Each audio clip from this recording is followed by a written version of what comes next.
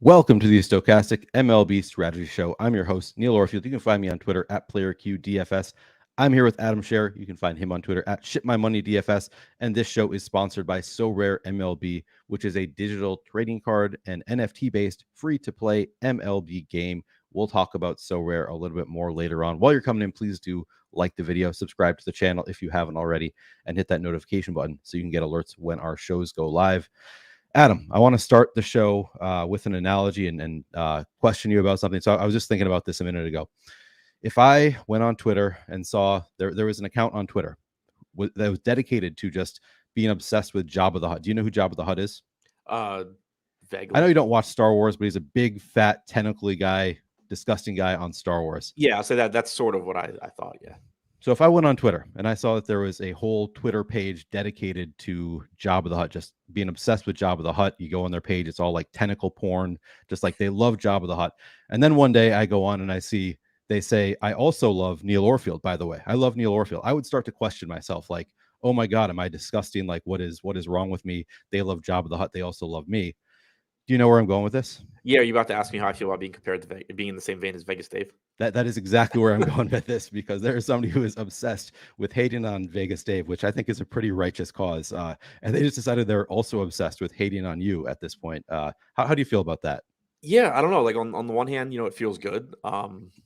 Always nice to have to have Twitter accounts just dedicated to talking shit to you daily. But no, it is weird because especially with Vegas Dave, because I don't know a ton about him, but like what I do know about him is like a lot of the things that I try really, really hard to like not present myself as far as just like grifting and like acting like I win all the time and all of that. So I did kind of think about that, where it's just like, how did it end up being the two of us? Like we're sort of in the same space, but also like entirely different.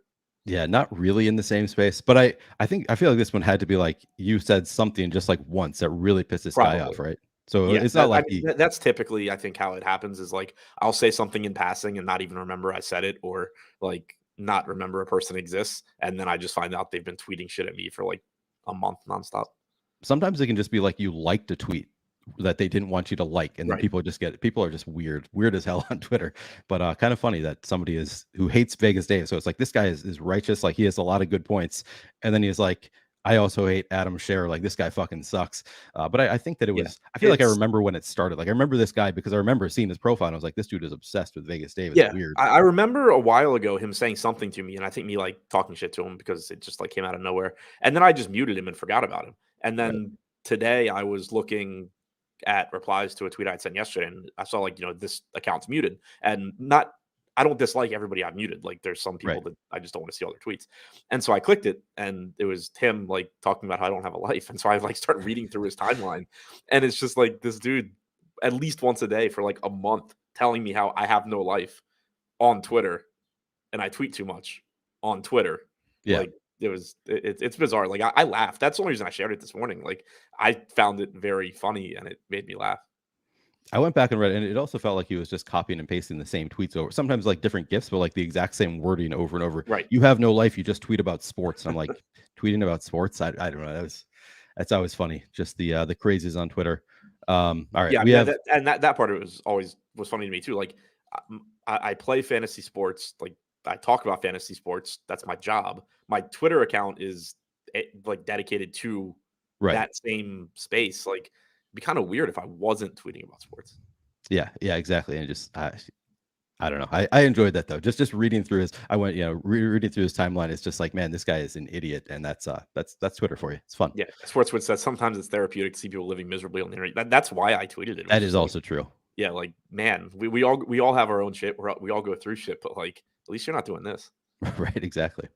I see SGT Stedenko in chat says social media is asked, but I think SGT, I believe you must have cashed. You must have maybe even got that rare reward yesterday on Sorare, because I saw that my lineup cashed, and I know we were rooting for some of the same things on Sorare, some of the Dodgers. So I'm wondering how you ended up doing SGT. Did you end up winning a rare reward? Let me know. Okay. We have 12 games to talk about here, though, so we should probably jump into it. Do you have any overarching thoughts on the slate, Adam? No. So I knew somebody said something in chat I wanted to reply to. The boy from Cali said, "How did you know that Ward was going to pinch hit for Moniak?" Just because Moniak's, I didn't even know that it actually happened, but Moniak's a lefty. Ward wasn't in the lineup. They both play the outfield. It's just typically in those spots you're gonna, unless the normal starter was sitting because he's dealing with some sort of like nagging injury, you're typically just gonna see them come in later once there's not a not a right-handed pitcher, or if there's not a right-handed pitcher. What is this? Did we talk about this yesterday? I'm just forgetting about it. I think I just said in passing that something about Taylor Ward not being in the lineup and Moniak potentially being pinch hit for. Okay, gotcha. I forgot there was some.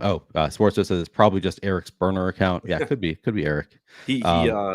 He's I think driving like halfway across the country right now, so probably not him. Probably not Eric. I guess we've ruled one out. He has an alibi. All right, Detroit at Washington. We've got Matt Boyd on the mound for the Tigers, Jake Irvin for the Nationals. Any interest in these pitchers, Adam? Zero, which is kind of surprising given the two teams that they are facing, but neither pitcher really offers much. It's a big enough slate where I don't think you really need to go to pitching that is, actively bad. Matt Boyd used to be good, had some injuries, fell off a lot. Don't really see a reason that we need to get to him.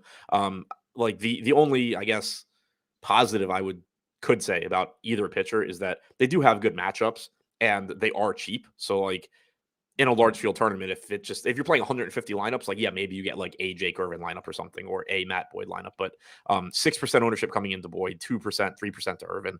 They're just sort of random filler that ends up in your lineup if you're playing a lot of them. If you're playing like 3 lineups, I would not sweat not touching either of these guys. Yep, makes sense. I see SGT says that he did not win the rare reward on SoRare, ended up with a tier 4 limiter. It was still not bad to win a tier 4 limited. I ended up with the tier 5, so I was happy to get to win something for once in MLB SoRare. But nice job winning that tier 4. Adam, any interest in the bats here, Detroit and Washington? A little bit, just because the pitching isn't very good and these teams are pretty inexpensive. Detroit coming in middle of the pack in top stack percentage, actually really like top third in top stack percentage at 5%, only 4% projected ownership, and also a 10.5% chance of being the top value stack. So from a stack score standpoint, Detroit actually second highest on the slate. Washington, middle of the pack, 3% chance of being the top stack, 2.5% ownership, 10% chance of being the top value. These are the two teams that have the best chances of being the top value stacks. And again, that's not super important in baseball, especially with the way pricing has been for most of this year, whether it's that pitchers are underpriced or just good hitters on other teams are underpriced. But it does, allow for you to get some lineups that project pretty well. And both of these teams do have 4.5 implied run totals. Like we were just saying, these pitchers are not particularly good. And these offenses do at least have some upside. When you look at the Detroit side, you have Riley Green, who's a highly regarded prospect. He is up to $4,900, but he has some power. Javi Baez has deteriorated quickly, but does, in theory, have some power. Torkelson's only 3,300. Nick Maton's only 3K. Badu's 2,600. So, like, there's not a lot to like from the Tigers. Riley Green in particular, I think I would like. On the Nat side against Boyd, again, not a lot, but you do have Lane Thomas pretty cheap, most likely leading off. You have Keeper Ruiz. That's, the two guys that I guess I would single out. Okay. How would you rank the four sides of the game? Tigers, Nats, Boyd, Irvin. Okay. On to game number 2, we've got the Cubs at the Phillies. Marcus Stroman on the mound for the Cubs. Ranger Suarez for the Phillies. Any interest in these pitchers, Adam? Not too much. Stroman, I guess, is worth a note just because he's only projected for 2% ownership on DraftKings with a 10% chance of being a top 2 pitcher. When you look at, if you sort the top pitchers tool by top 2 percentage, you look at the top 9 guys. So they range from Joe Ryan at the top, 17% chance of being top 2, down to Martin Perez, 9th, with a 9% chance of being top 2. Every single pitcher in that group is getting at least 12% ownership right now, except for Marcus Stroman. He is relatively expensive at 8,800. It's not a great matchup against Philly. Not a good ballpark. 4.8 implied run total. There's a lot of reasons not to get to Stroman here, and I get why he's not popular. But if you needed to make a case for him, it would just be that he's similarly likely to succeed as some of these other very mediocre arms. Stroman, not mediocre, just a tough matchup, but he's lumped in with guys like Desclafani, Kikuchi, Martin Perez. None of these guys are exciting guys, pitchers you're going to feel good about, but Stroman's getting a lot less ownership. When you look at Suarez, he is really cheap at 6,300, but only 0.4% ownership, 7% chance of being a top 2 pitcher. I don't really want to get to either guy. Probably would get to Suarez first just because of the price. Okay. And what about the bats in this game? Phillies look decent, 4.8 implied run total at home. Stroman's not a bad pitcher, so it's always tough to really want to get the teams against him. Typically does a good job throughout his career of keeping the ball on the ground, limiting power. So far this year, he's getting more strikeouts in addition to limiting power. 103 expected ISO to righties with a 29% strikeout percentage. Lefties only striking out 18% of the time, but still only a 139 expected ISO. So this is one of those spots where I guess it's not to the same extent as some of the other ones we've had where I look at the total, I'm just like, wow, that's a lot higher than I expected. But there is some of that where it's just like, okay, why are the Phillies 4.8 against Stroman? It's very difficult to single out hitters and say I like this guy against Stroman because he matches up well. It's more so saying I like this guy because he's hitting in Philadelphia and his name is Bryce Harper or Nick Castellanos or Kyle Schwarber or Trey Turner. They have good hitters that are in a favorable hitter's park. So you have that working in your favor, but it's tough to narrow it down beyond that. On the other side, against Suarez, since the start of he hasn't pitched much this year. He's only thrown 72 pitches. Since the start of last year, 134 expected ISO to righties, sub 100 to lefties. So again, it's a guy that when he's on, or just generally, doesn't give up a ton of power, but you do have a favorable park for hitters. You do have right-handed power in this lineup.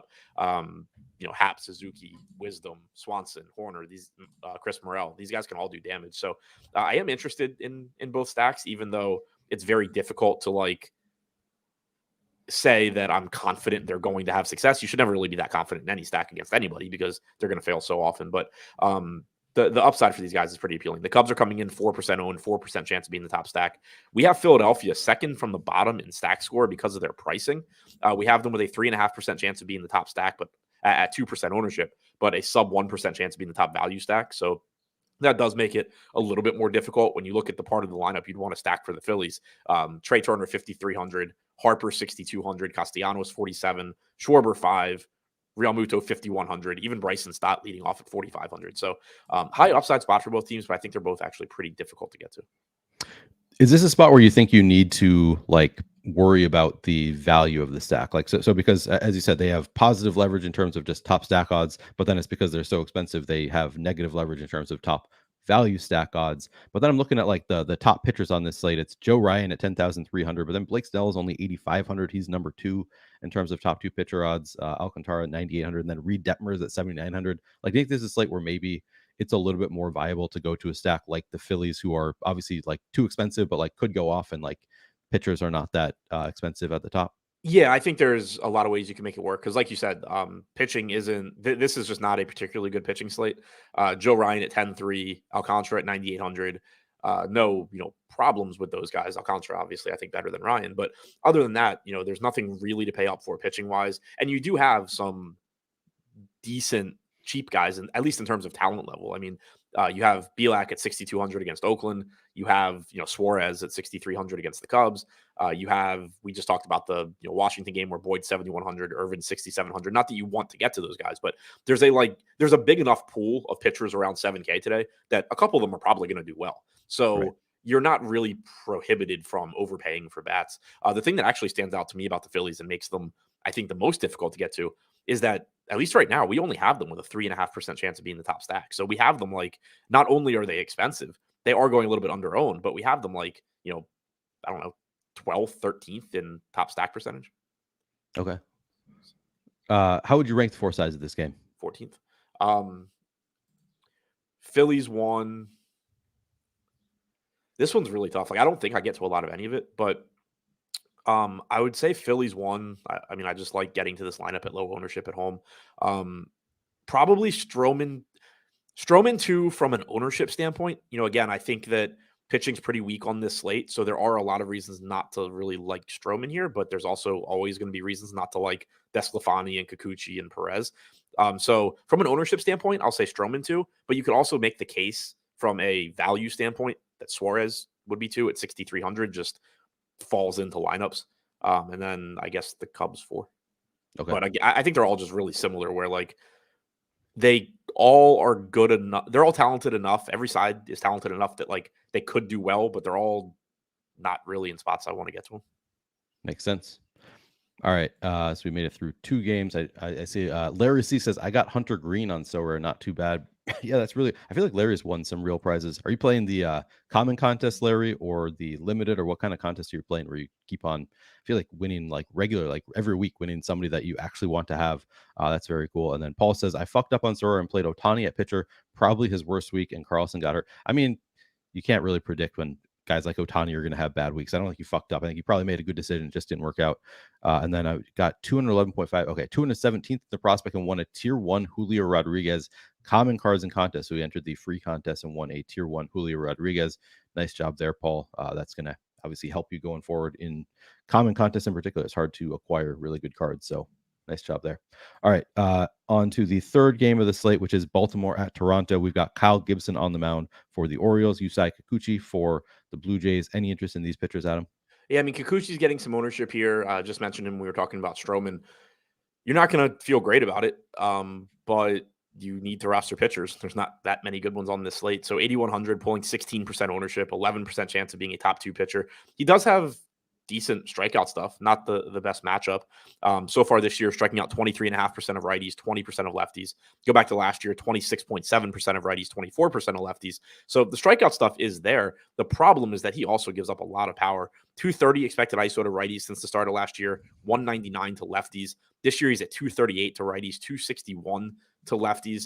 And we know this Baltimore lineup is dangerous. You're still in the Rogers Center. So you actually get an upgrade for the right-handed power bats here that don't have to hit it 400 feet and 300 feet in the air and 400 feet long for it to be a home run in left field like you do at Camden Yards. So it's a really scary spot for Kikuchi. I'm a little surprised how high the ownership is.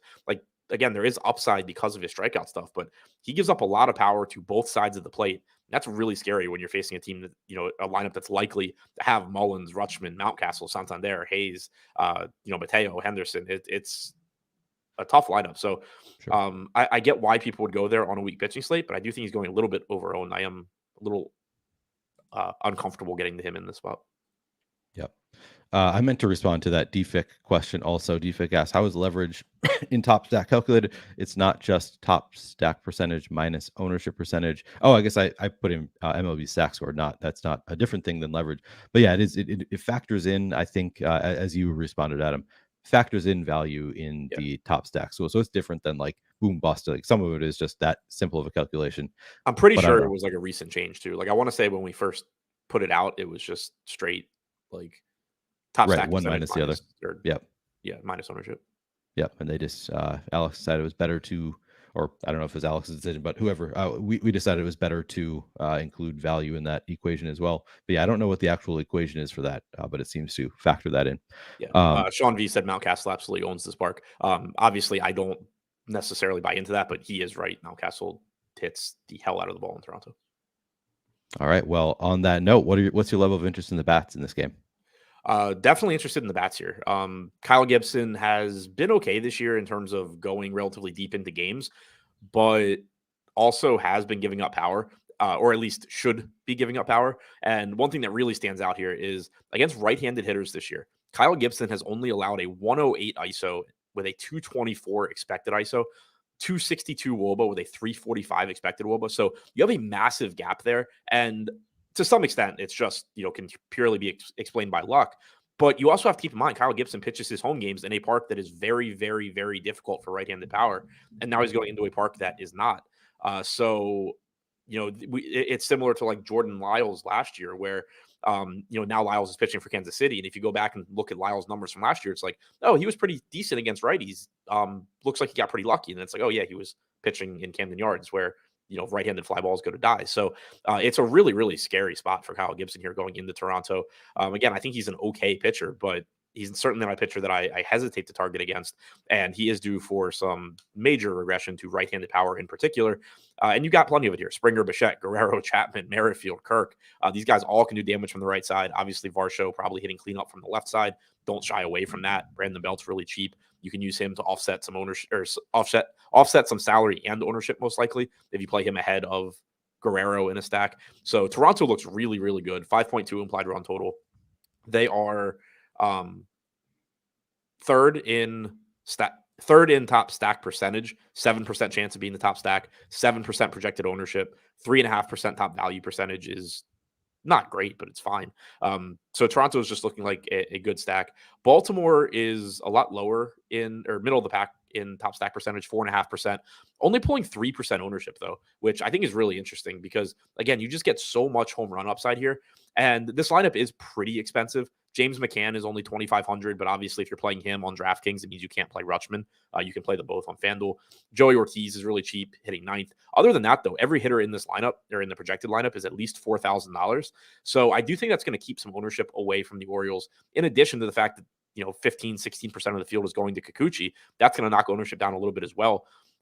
This is a really, really high upside spot, and I think I kind of like it more. It's kind of similar to the Phillies for me, where like you're probably overpaying a little bit, but I think I like it a little bit more just because even though the Phillies have the higher implied run total, when you think about what each pitcher struggles with, talking about Stroman for the Cubs or Kikuchi for the Blue Jays, Stroman, when he has a bad start, it's more likely that he's just getting hit around, balls in play or falling in, and he's giving up runs that way. Not to say he won't give up a home run here or there, but he's not a home run prone pitcher, never has been, hasn't been this year. When Kikuchi's not getting strikeouts, he's giving up hard hit fly balls. And so even though the Orioles have a little bit lower implied run total, I think that the good Orioles games typically, like if you could just play this slate 10,000 times and then you just go in and say, all right, what does it look like every time the Orioles score at least 7 runs? And what does it look like every time the Phillies score at least 7 runs? I actually think the Orioles probably have a little bit better distribution of just 4 guys hitting home runs. So Adam says play the Orioles. What else is new? Yeah. No, that's good explanation, I think, of why you like that stack. How would you rank the 4 sides of this game? Blue Jays 1, Orioles 2, Kikuchi 3, Gibson 4. Okay. This seems like a good point to break and talk about our sponsor because we actually got questions. Wait, hang on one second. I guess I can add this to the stream. I'll change it when I get there. All right, we'll take a look at Sorare because we got a question from Paul Me about whether you can win rare cards in common contests. And the answer is yes, you can. If you go to look at the common contests we have coming up here, you can win these in this common all-star contest. You can win 100 you can't win rare. You can win limited cards, not rare cards. So you can win 100 limited cards in the common all-star contest, 200 in the minors contest. So you can win limited but not rare cards in the, I think in general, it's all like you can win up to the next tier. You can't win 2 tiers up. So yeah, in limited contests, you can win limited and rare cards and real money.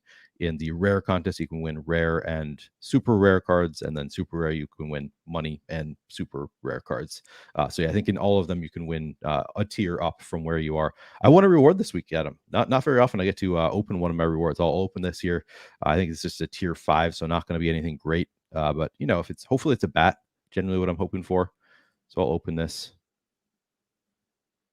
Dodgers pitcher, relief pitcher, Yency Almonte. You know anything about him, Adam? Vaguely recognize the name. Vaguely recognized. Yeah, that's as much as I would expect about a relief pitcher. All right, so not the most exciting one there, but again, so I have pinned it in into chat right now. At the top of chat, you can see Sorare. You can sign up with our link, and again, when you sign up for Sorare, you win. You don't win. You get common cards for free when you sign up. Really is a great deal. And then with those common cards, again, as I'm showing you here, you can win actual limited cards that are worth money. You can sell those on the secondary market. Some of them being tier 1 limited cards. So like Mike Trout, all the tier 1. We just heard about Julio Rodriguez is a tier 1 card. You can win tier 1 cards in these common card contests that are free to enter. When you sign up, you're given a salary cap and a number of cards to choose from within that salary cap, and then you get to keep those cards. So when you sign up, you essentially enter a contest right away with a bunch of common cards. Then you can keep those common cards and use them every week going forward. I recommend spending a little bit of time on it because we hear about people in chat talking about all the success they're having in the common contest. I'm a little bit jealous because I spent no time on it when I signed up. And then, of course, I've been doing terribly in the common contests when I play them. So highly recommend signing up for those common contests. If you do make mistakes like I did, you can actually, I should be digging my way out of it. I have not been doing it as much as I should because I've just been playing the limited. But you can also free swap every single day one of your common cards. So I'll just show you, for example, if I want to swap off of, maybe I'll swap off of Garrett Cole. No, I'll swap off somebody bad. I'll swap off of my Alex Verdugo, and I'll say, so I'm going to say trade in, and I can trade him in for, I'll go for a starting pitcher. Make sure that I always have at least one pitcher starting. And now I have a choice between, all right, Adam, take a look at these starting pitches for me. I got Christian Javier, Julio Urias, Yu Darvish, Sonny Gray, Hunter Brown. Who do you think you'd want going forward? So like matchup agnostic, just pick a pitcher. Just like in general, who do you think is going to be the best in terms of fantasy for the remainder of their career? At least like for the remainder of this year and next year, we'll say. I mean, long-term Hunter Brown. Right now, like, next year or two, probably Gray. Maybe Darvish. Love it. But Hunter Brown is also go Gray. Hunter Brown is also a rookie card. So that's, in terms of collectible value, that one might be the one to go with. Yeah, but I mean, also, he's probably going to be a stud also. Like, he could very easily end up rivaling any of those other guys in the next year or two and then just giving you much more long-term value. Okay. Yeah, I'm going to go Sonny Gray, though, because he's on the Twins. And also, I can't resell it's always best to play suboptimally and be a homer. Exactly. You always want to be a homer. But also, fortunately for me, being a homer just leads to playing optimally. That's a good point. That's it's like Chess Liam with the Bills. Like, you just play the Bills and it's going to work out for you. It doesn't work out as well when you're playing. I mean, actually, the Vikings has turned out pretty well. Yeah. All my Carson Wentz stacks did not work out. Yeah. Yep. I feel that. If this were a limited card, if I could choose between limited cards, I think I would go with Hunter Brown because then I could resell that one and it's a rookie card. But because it's common, I can't actually resell the card. So I'm just going to do the homer pick and go with Sonny Gray. Yeah, makes sense. All right. While you were talking, just because I remembered the Blue Jays thing that Sean V had mentioned. So I pulled it up for Ryan Mountcastle. At the Rogers Center specifically, he has, on Baseball Reference, he has the 6th highest TOPS plus, which is basically, if I remember correctly, I haven't used it, I haven't looked at this in a while, but if I remember right, it's Baseball Reference's metric for like basically like his OPS at that stadium compared to like his average. So he's like 37% better than average at the Rogers Center, which is 6th best out of any park he's played in. Ahead of it is the Blue Jay Stadium in Buffalo that they played in during COVID. But looking at, then I was just like, all right, what has he done against the Blue Jays specifically? 3rd highest TOPS plus, 14 home runs in his career and 161 at bats against the Blue Jays.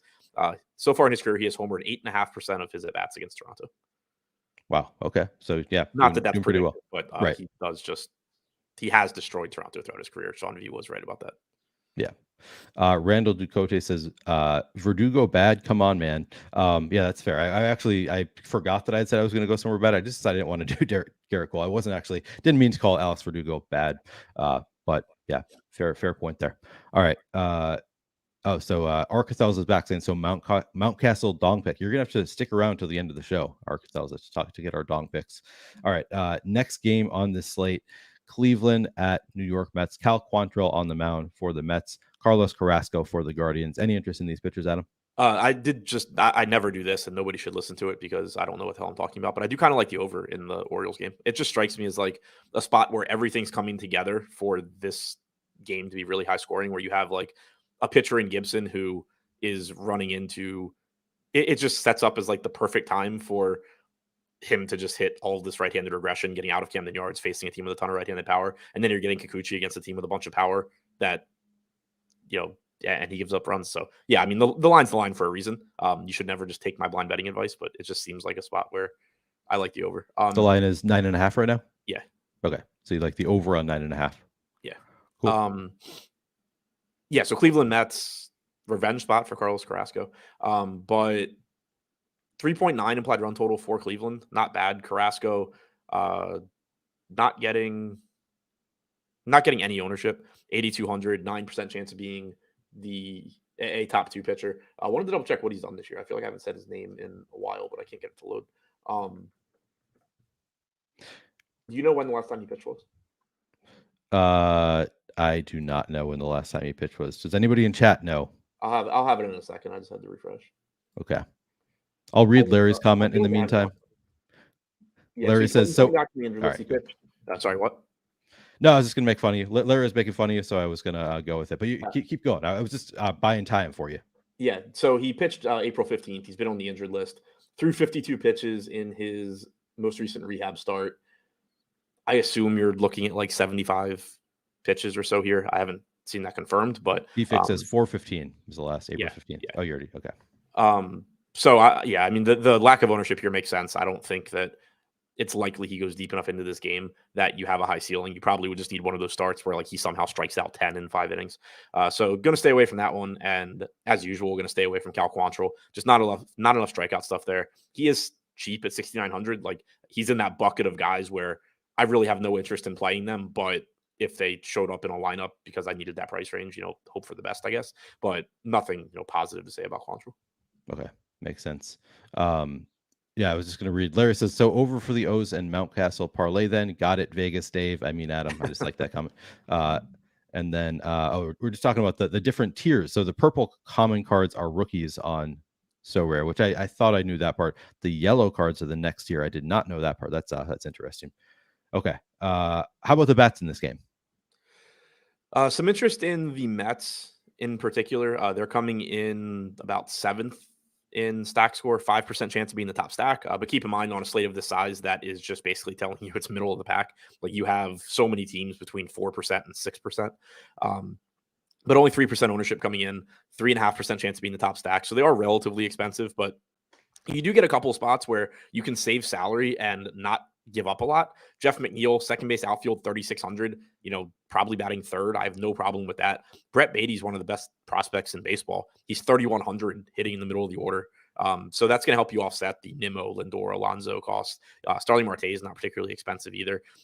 You have Vientos for first base and third base at 2,500. MPE on Escobar as well. Francisco Alvarez is a highly regarded catching prospect. Always nice, even though he's probably batting ninth. Always nice when you can get cheap catchers that actually have the potential to be hitters, as opposed to your typical catcher that is just awful.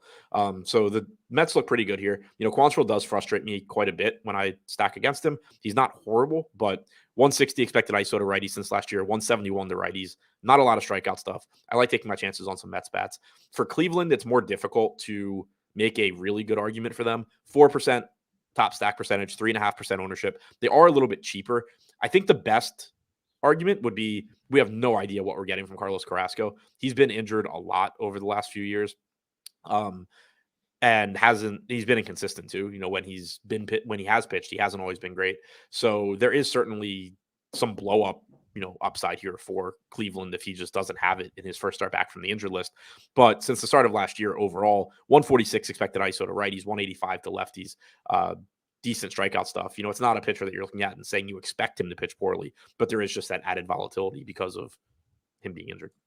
Right. All right. So how would you rank the 4 sides of the game?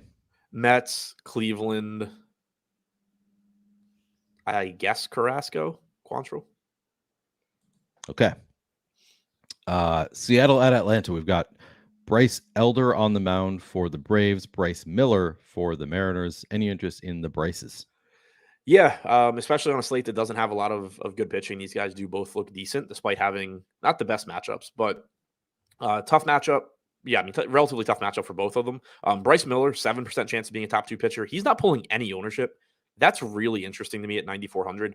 We don't have a big sample for him in the majors, but he's a very highly regarded pitching prospect. He's shown great strikeout stuff through his first couple of starts. 28% strikeout percentage. He's only walked 1.5% of hitters. He's been really, really good. And again, I'm not saying that this guy's going to just walk into the major leagues from Double A. Like, I don't think he even pitched at Triple A.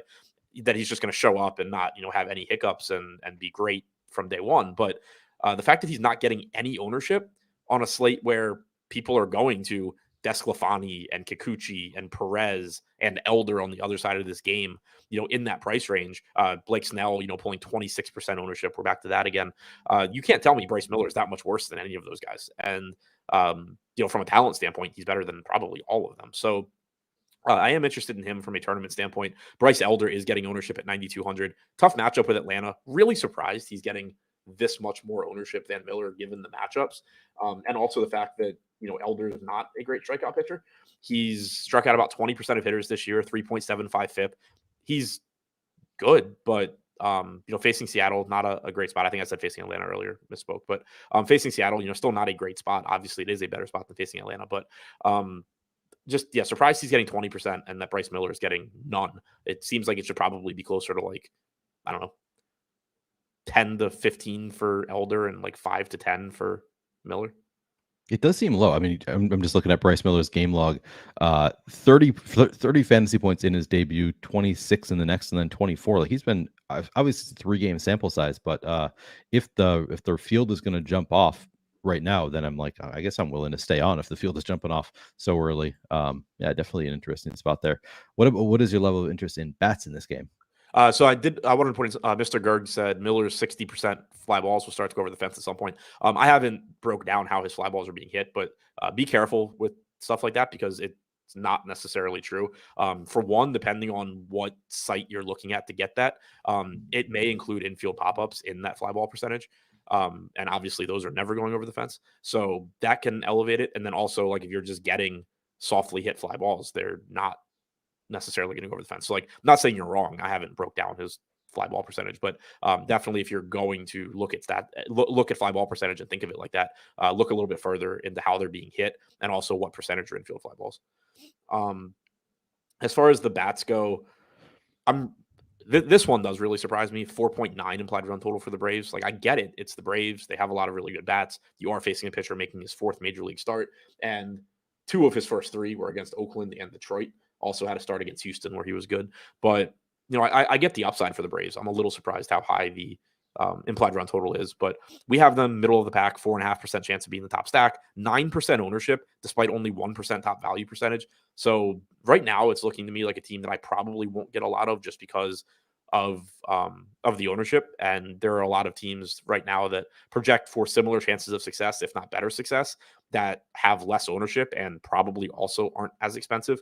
Looking at them individually, it's a little bit different story because Ronald Acuna is pulling 20%. Michael Harris is next highest at 8%. So that does make it a little bit more palatable than the top stack, or actually quite a bit more palatable than the top stack tool suggests. But still, I think very high upside spot, also a pretty tough matchup. Same can be said on the other side for Seattle. They are coming in below Atlanta, 3.5% chance of being the top stack, only 1% ownership. I probably won't get to them much. Like, I think I would play the Seattle side or the Brave side first, just because you do have, a little bit more talent in that lineup, but you are getting the Seattle bats getting out of Seattle, going into Atlanta, which is pretty nice. Julio Rodriguez is going to look good. Kelenic, Suarez, Raleigh, France, Hernandez. Like, it's still a very deep lineup. So I do think bats in this game have high ceilings. Also 2 solid pitchers going though. Yep. Makes sense. How would you rank the 4 sides of this game? This is tough too. It's kind of it's kind of different, or it's like the opposite of the Phillies Cubs game, where, like, I kind of like every side. Right. I guess I would say Elder 1. I want to say Miller 2, but the fact he's getting no ownership just makes me think I'm wrong. I guess I'll go Elder 1, Braves 2, Miller 3, Mariners 4. But again, I think it's like the Atlanta side of things is more likely to succeed, but I think the Seattle side is getting slept on, both Miller Right. and the offense. Interesting. Okay. I found producer Mike's burner here. Paul Me says the Bryce is right in this matchup. That is the most Mike Lawrence thing I've ever heard said. So it's definitely producer Mike's burner. Michael Mass. So we had this conversation there. He says, Neil, I know there was a discussion the other day. If you can't max out a contest, should you enter it? And it was disagreed whether you should enter contests if you can't max it out. He asked, what is the min entries you would deem optimal in a 150 max contest?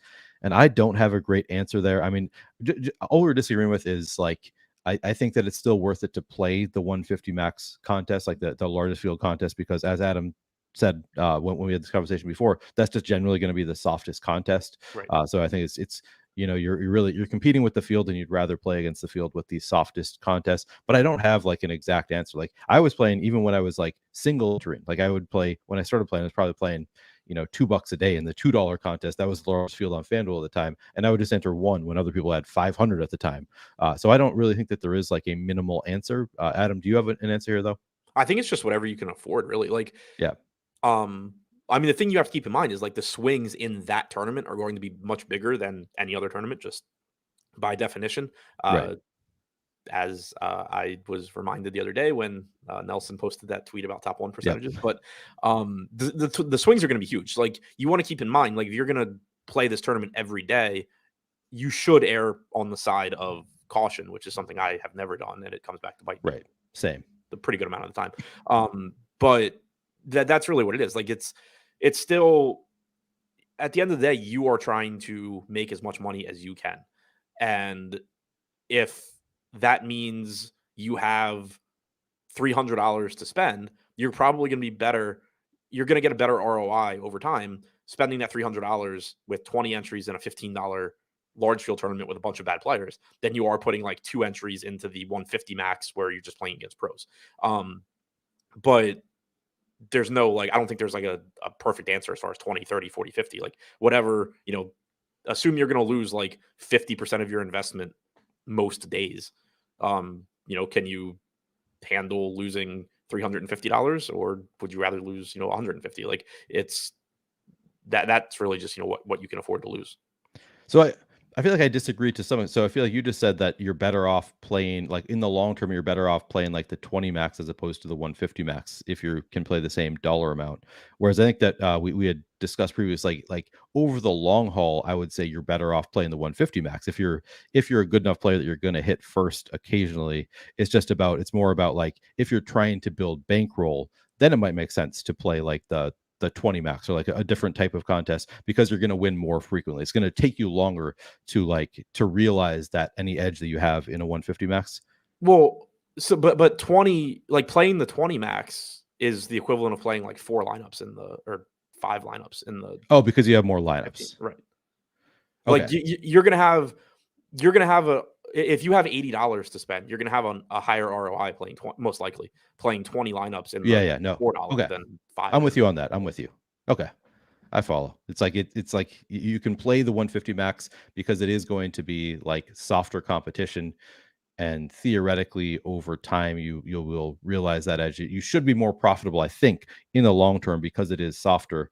But it's going to be, you're playing fewer lineups, so it's going to take you just that much longer to realize that edge if you're playing 4 in the 150 max as opposed to 20 in the 20 max. The way I basically think of it is you should be starting by maxing out the lowest stakes, largest field contests that you can. And then when you have money left over, move to the next one. Yep. And play whatever you have remaining there is basically how I think about it. So like, if you had $380, I would put 20 into the $4 and then 15 or whatever. 20. 20 into each. Yeah. Yeah, 20 into the 15. But like if you had, $180, I would probably just still play 20 in the $4 and 5 in the 15. Right. Yep. I think that is well said. And that's generally been my approach as well. Like if there is a lower dollar contest that I like, I'll probably max that one out first before going into like the largest field. So the $4 20 entry max is probably the best example. That's a contest that I really like playing. So yeah, I'd typically start there and then move on to the whatever bankroll you have left over, move it into the 150 max. But yeah, I think it's Nick Horton said playing a single entry in the 150 max essentially means you have a 1 in 150 chance of winning compared to anyone playing the max 150. Yeah, but you're not that doesn't actually matter. Right. You are entering 1/150th. So like it doesn't matter to you who wins the tournament if it's not you. Yep. You're still going to you're still going to return a higher ROI typically playing against the softest field that you can with that $15. You're just going to typically have a higher ROI playing one lineup in the massive field where a lot of lineups suck for $15 than playing like a $15 single entry where every pro is putting in their best lineup and the field is smaller, so there's a higher percentage of pros to total entries. It doesn't actually matter if if other people are playing 150. Right. You're 150 times more likely to win if you max. You're also spending 150 times more money. Right, exactly. You care more about like your odds are more relative to the size of the field in general. So like if there's a 150 max contest that has 20,000 total entrants in it, you're gonna have better odds of winning that, even if you only enter one lineup, than you would in a 20 max contest with 30,000 total entries in it, because you're competing against 30,000 lineups in that one instead of 20,000. Doesn't really matter to you how other people's odds of success. I don't really care that 150 maxes are going to have better odds because they have more lineups of winning, because as Adam said, they're also entering more money. It just doesn't really matter to me. He said you should play the 150 entry for the soft comp and you should max it. Yeah, perfect world, but you're gonna go through some swings. I mean, I put this on Twitter the other day, but like I was looking at my results over the last 365 days in just tournaments in general with at least 100 entries on DraftKings. I've been in the top 1%, 1.7% of the time, and I've lost about $110,000.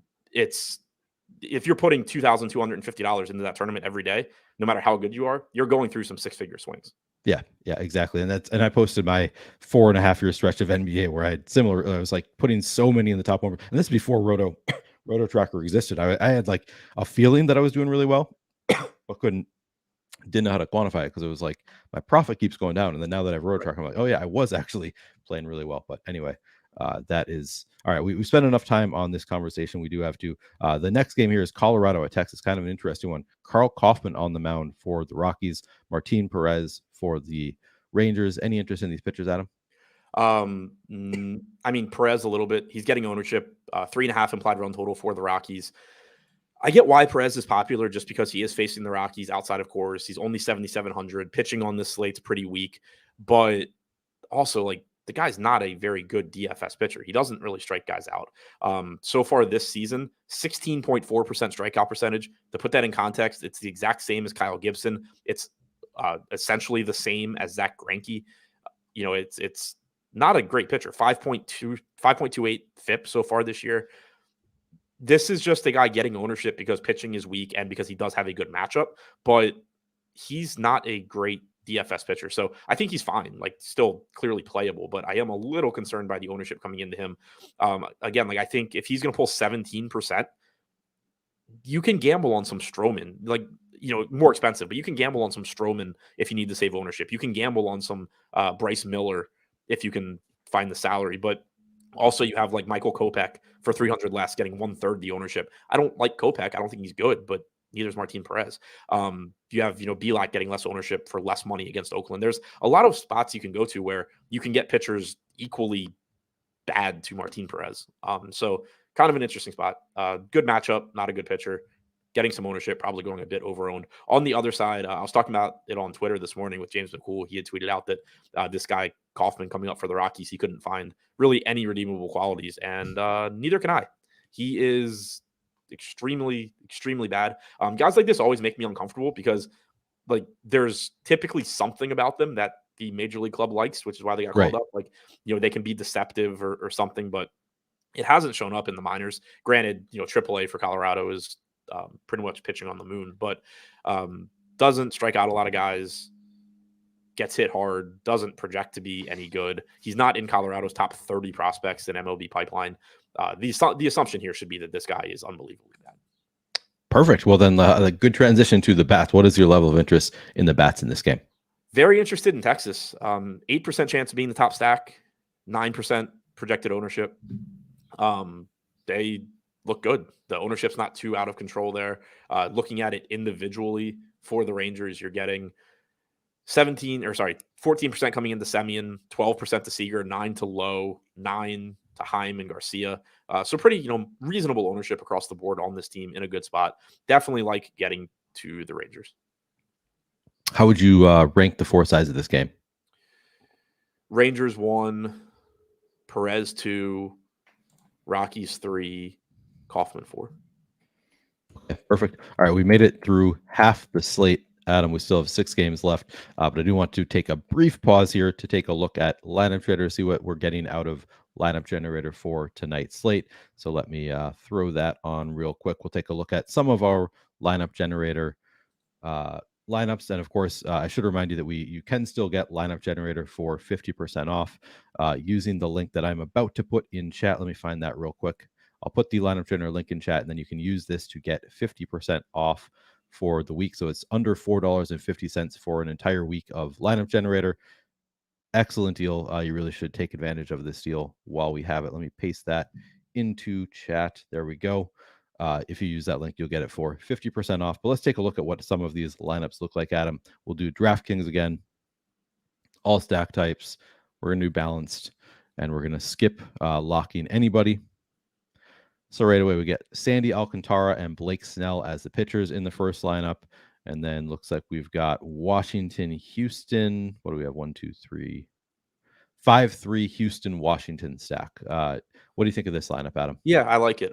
We haven't talked about him yet, but Houston's coming in first in top stack percentage. So that looks good. You're getting quality bats from Houston. No Alvarez, but you do have Kyle Tucker in there. Jeremy Pena is a solid shortstop option.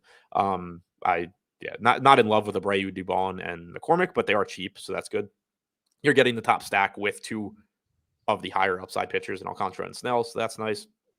And then you're balancing it out with low-owned Washington bats against a pitcher who's not very good. So, I think that sets up really nicely. You see the nice balance of ownership. 2 popular pitchers, but the highest owned hitters are 12%, and most of them are sub 10. The Nats guys, Ruiz and Chavis in particular, just are unowned essentially. So, I think it sets up as a really good lineup. Yeah, popular pitchers, but popular because they're good. And then you get Houston in there, also fairly popular, a little bit chalky, but also a great stack. And then, of course, balanced out with this Washington stack of Michael Chavis at under 1% ownership, Ruiz at under 2% ownership, and then Lane Thomas at 6% ownership. So really balancing it out there. And again, that's what lineup generator does. It's going to balance things properly for you. Every lineup that is created with lineup generator has been found to be plus EV in the stochastic sims. Really a fantastic tool. You should check it out. We won't spend a lot of time on it. I'll save that one. Take a look at the next one. Reed Detmers, Joe Ryan. Again, pretty good pitchers here, getting a little bit of ownership. We get another Houston stack. Looks like a Houston, Texas 4-4 stack with the Astros and the Rangers here. A little bit more ownership here to some of the bats. I guess Texas still fairly low owned, and then the pitchers coming in slightly lower owned than the other one as well. So looks like another good lineup here. I will save this one, and then of course you can save up to 20 lineups, so you can just go through, save them all, and then once you get to the end, and I could discard. I'll just save them all. I'm not going to do the discard thing. At the end, it will show you your exposures. So like in this case, I got to 70% Alex Bregman. You can, then go back and say, maybe I don't want all of these Bregman lineups, maybe get rid of some, go back, find new lineups that don't have him if that is something you're concerned about. But looks like I got a lot of Houston in general in my lineups. Got some Joe Ryan, Reed Detmers. But you can see exactly your exposure levels after you save all of your lineups. Then you can export to CSV, upload into DraftKings. Really simple. And again, it's creating plus EV lineups for you. You really should check it out if you haven't already. I posted a link in chat. You can get it for 50% off if you do use that link. Okay, Adam, we've made it halfway through the slate. We should move on, talk about the A's versus the Astros. Ken Waldichuk on the mound for the A's, Brandon Bielak for the Astros. Any interest in these pitchers? I'm interested in Bielak. Matchup against Oakland's really good. 10% ownership at 6,200. He's not perfect by any stretch, but I'm just a little confused why he's not getting more ownership in a really good spot against Oakland on a slate where you just have so much ownership going to questionable pitchers. Like, he's basically half the ownership of Martin Perez, of Desclafani, or not half, but he's lower owned than Desclafani. He's like half of Elder.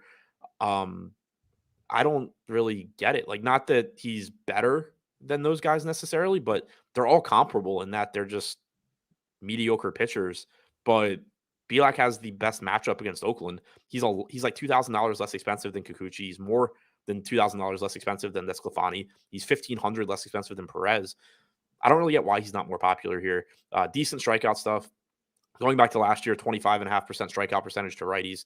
Going back to 2021 to get a little bit bigger sample, 21.5% strikeout percentage to righties, 19% to lefties. He's just like decent, but decent against Oakland at lower ownership than decent against like the Mariners. I mean, the Mariners or the Orioles, right, at higher ownership and higher salaries is pretty appealing to me. Yeah. What's your level of interest in the bats in this game? Definitely interested in the Houston side. Mentioned a second ago, but we have them first in top stack percentage. Pretty good matchup against Waldichuk.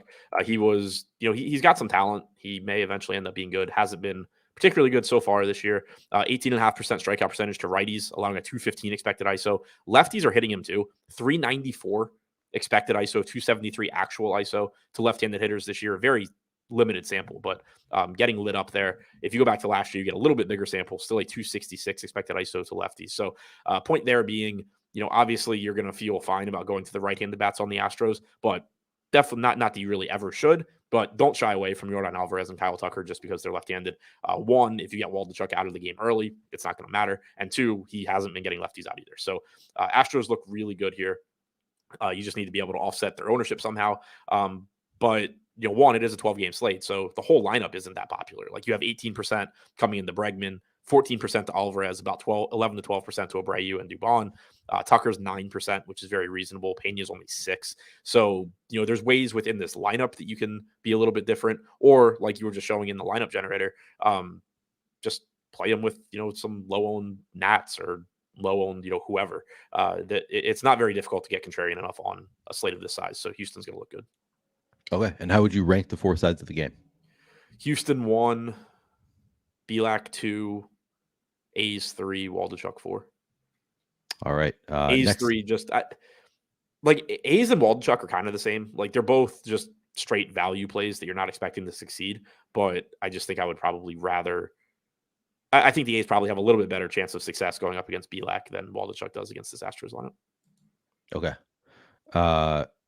We'll move on to the next game of the slate. Kansas City at Chicago White Sox. Zach Greinke on the mound for the Royals. Michael Kopech on the White Sox. What's your level of interest in these pitchers, Adam? Not interested from a sense of I think they're going to do well. I mentioned Kopech a minute ago when we talked about Martin Perez, just as like this guy works as a pivot in terms of just, his chances of success versus Perez and then the ownership difference. We have Michael Kopech 8.8% to be a top 2 pitcher at 7,400 on DraftKings. We have Perez 9% at 7,700. So basically the same. And then we have Perez getting 17% ownership and Kopech getting 5.5%. So, again, I'm not endorsing Kopech in that I think he's good or anything like that. But I think he beats Martin Perez often enough that if you're building a lineup where you do need to save some ownership, Kopech is a reasonable pivot. Perez is still the guy that's going to project better and you should get to first. The Rockies have an implied run total about a full run lower than Kansas City. But from a range of outcomes standpoint, Kopech gives you basically the same range of outcomes as Perez at a fraction of the ownership.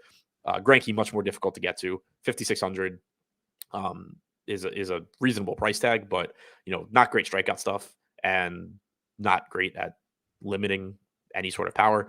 He is low owned, so he has that going for him. But outside of ownership considerations, I don't really like either pitcher. Okay. What about the bats? They both look good. 4.9 implied run total for the White Sox, 4.6 for Kansas City. We know how much I like getting to KC because of the top of their order. Bobby Witt, Vinny Pasquantino, Salvador Perez all look good. Pasquantino's down to $3,600 on DraftKings. I don't know how his price tag falls. Like 4,400, it was like, oh, he's finally getting to like a reasonable price. Now he's back to 3,600. So far this year, Kopech's allowed a 315 expected ISO to left-handed hitters. He has struck them out 27% of the time, but when they hit it, they are crushing the ball against him. So Pasquantino is going to look really good. MJ Melendez should be hitting cleanup at 3,300. That's a really good value as well. Don't sleep on Nick Prado, first base outfield, 3,100. He's a highly regarded hitting prospect as well. So those three from the left side look good. And then, of course, Bobby Witt, Perez are just always good plays. On the White Sox side, you're getting the matchup against Greinke, who somehow continues to just sort of survive. 188 expected ISO to righties this year, 196 to lefties. those aren't good numbers, but they're not as bad as you would expect from somebody with Zach Greinke stuff. But that being said, reasonable pricing on the White Sox. Bottom of the order is just flat out cheap. Andrew Vaughn probably hitting fifth at 2,600. Gavin Sheets has plenty of power against a pitcher that doesn't miss bats at 2,500. The only hitter in this lineup, or only hitters in this lineup north of 4K are Anderson and Moncada.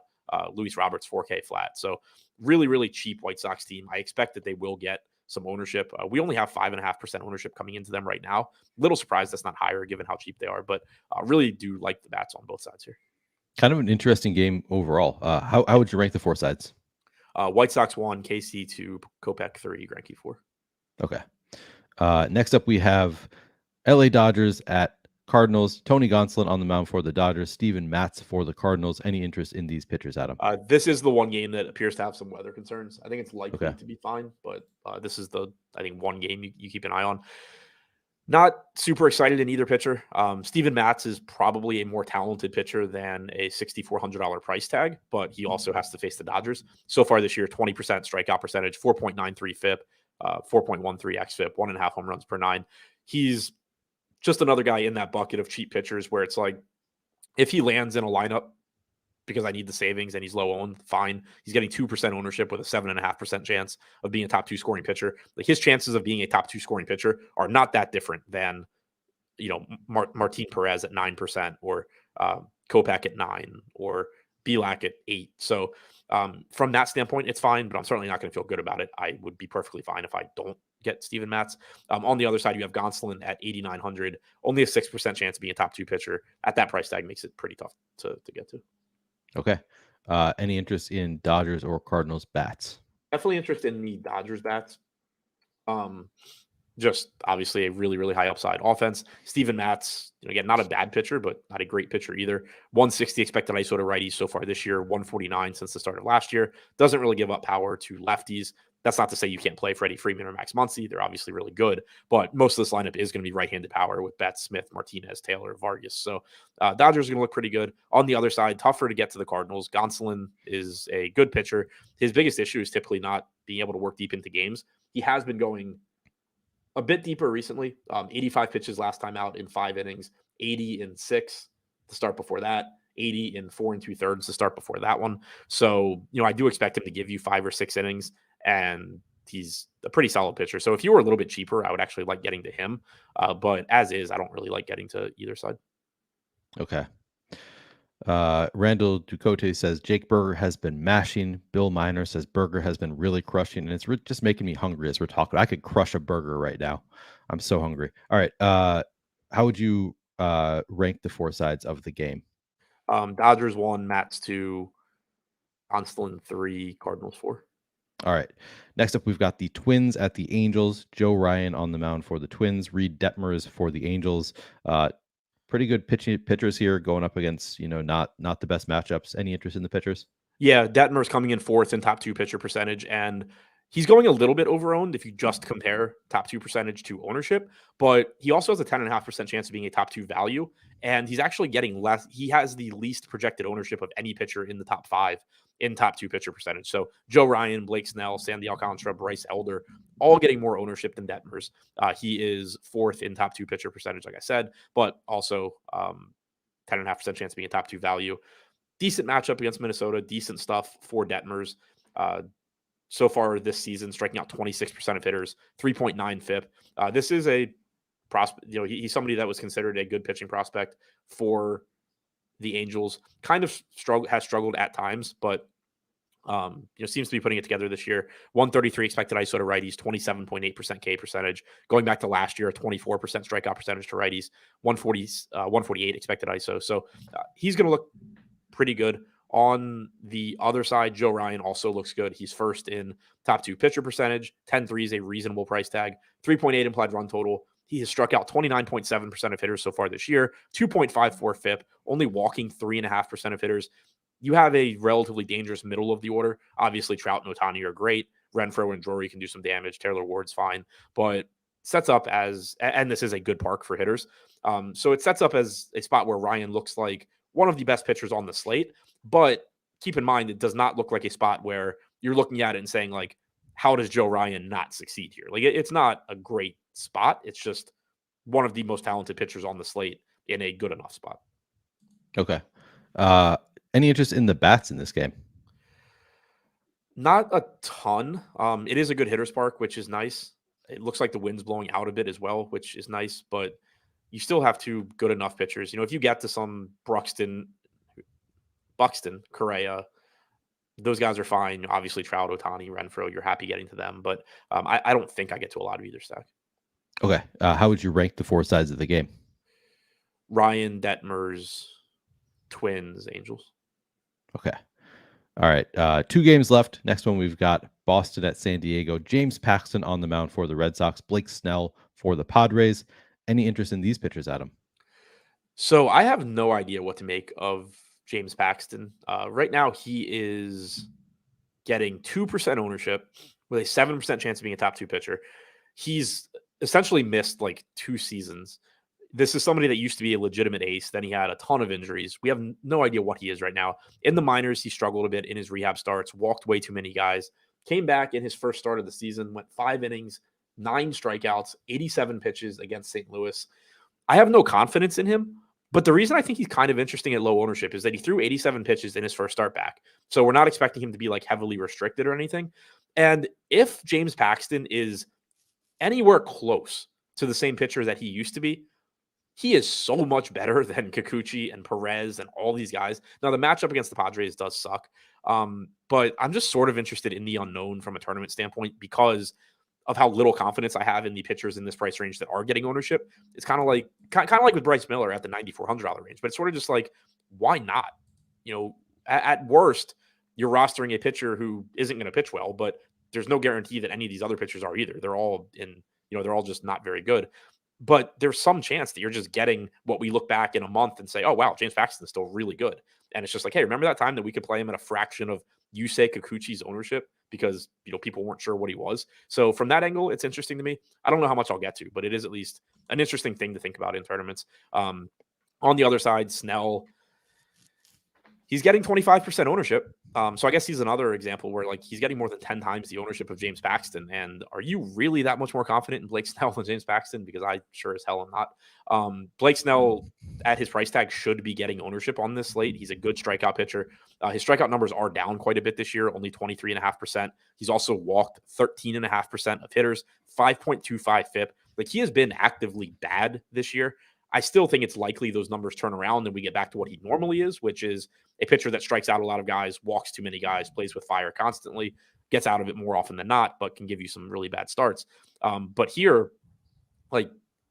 he hasn't pitched well this year. The matchup against the Red Sox is mediocre. I think Snell's a good play. I'm just not convinced he's as good a play as ownership suggests right now. Okay. Sounds to me it's like Paxton is the kind of player that I'm going to keep an eye on. I'm going to take a note because I think there's a good chance that he doesn't really do that great today because he's playing the Padres. But then all that you've said about him still kind of applies. It's just a really tough matchup. So then for the next game, maybe we'll get him at even lower. The ownership will still be reduced if the Padres do well against him. I'm just already speculating about 5 days from now. I'm probably going to have some interest if the Padres do shut him down. Also worth noting, I hadn't actually looked to right now.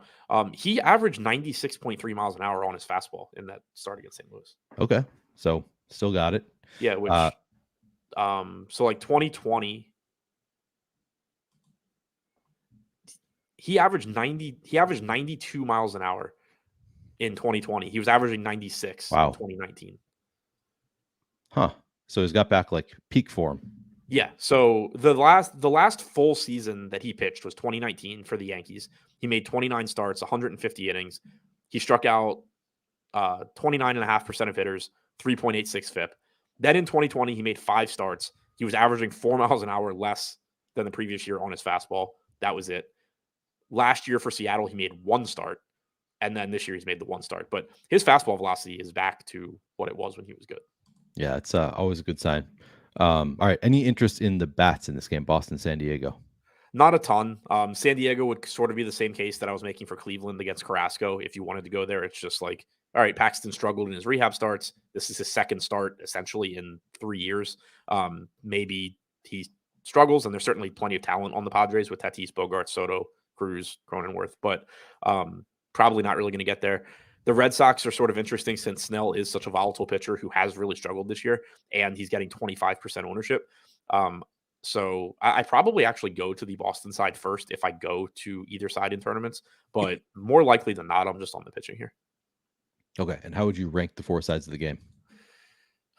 I guess Snell 1, he projects the best, but I really like the idea of going to Paxton at lower ownership. But I'll go Snell 1, Paxton 2, Padres 3, Red Sox 4. Okay.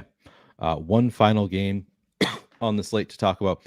First, I do want to remind you guys, we do still have BetMGM, fantastic deal. You can get 1 free month of Stochastic Plus Platinum and your first bet covered up to $1,000 paid back in bet credits when you sign up, make a deposit, and make your first paid wager at BetMGM. So if you're in a legal betting state, for some reason haven't signed up for BetMGM yet, please, you should use the link in the description of this video to take advantage of this offer, or use promo code Platinum Sub.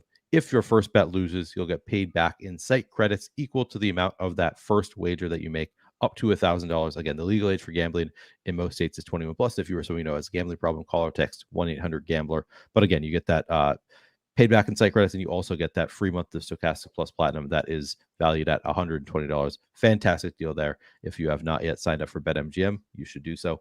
All right. Final game of the slate, we've got Miami at San Francisco. Sandy Alcantara on the mound for the Marlins.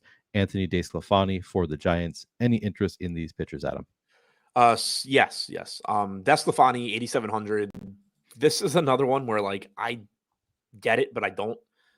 12% ownership, 12% chance of being a top 2 pitcher. Fine. He's $8,700 though, and not very good. 18% strikeout percentage this year. 3.3 FIP is good. So I guess I should say not very good for a DFS pitcher. He has been solid overall this year. But this is another pitcher too, where like we don't know exactly what we're getting because he has dealt with a lot of injuries throughout his career. I really liked him like 7 years ago, but just keeps dealing with injuries since the start of the 2021 season to try and get a decent sample. 21.8% strikeout percentage to righties, 20.5% to lefties, 150 expected ISO to righties, 185 to lefties. So again, he's not a bad pitcher at run prevention. He's in a good park, neutral for runs total, but very, very good at mitigating power. It's just like you're paying full price for him, and he is getting double-digit ownership. So I think he's fine, but there's also plenty of guys you can pivot to that aren't really that much worse, but are getting less ownership. Sandy Alcantara is probably the best pitcher on the slate in terms of ability. Joe Ryan would be in that conversation based on, especially what we've seen from him this year. But the nice thing about Alcantara is that he just goes so deep into games. And so far this year, he's struck out 23% of hitters. Typically, he's in that 22% strikeout range, which is not what you normally expect from a pitcher that you're paying nearly $10,000 for. But the Marlins just keep him on such a long leash. Bunch of complete games last year, 7 2/3 in his last start, 8 1/3 in the start before that. He already has 1 complete game this year, it looks like. So you're just getting somebody who, one, is a good pitcher, 3.65 FIP this year, 23% strikeout percentage, but also goes deep in the game. So as far as like the closest thing to feeling comfortable in pitchers I'm rostering today would be Joe Ryan and Sandy Alcantara. Okay. Makes sense. Any interest in the bats in this game? No. Perfect. Can you rank the 4 sides of it? Alcantara 1, DeSclafani 2, Marlins 3, Giants 4. Okay. If you are entering 3 stacks in a 3 max contest, which 3 stacks are you going to? Probably Houston, Texas, and